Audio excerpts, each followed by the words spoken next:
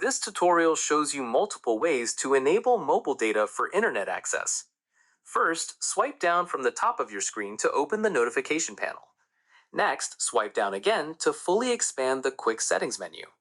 Following that, look for the mobile data icon, which usually shows signal bars or says mobile data. Now, tap on the mobile data icon to turn it on instantly. Moving forward, once enabled, the icon will be highlighted and you'll have internet access through your carrier. Afterwards, if you want to access more detailed data settings, open the Settings app. In addition to that, scroll down and tap on Connections or Network and Internet. Once there, you'll see Mobile Networks or SIM card settings at the top. Subsequently, tap on Mobile Networks to access cellular data options. Moreover, toggle on mobile data if it's turned off to enable internet through your carrier.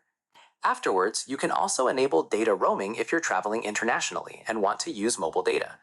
Then scroll down to see options like Network Mode, where you can select 5G, 4G, or 3G preferences. Within this menu, you can also set data usage limits to avoid exceeding your monthly data allowance. Alternatively, tap on Data Usage to monitor how much mobile data you've used. Once there, you can set warning thresholds and hard limits to control your data consumption.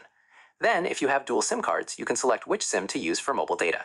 Within the SIM settings, tap on your preferred SIM card and enable mobile data for that line.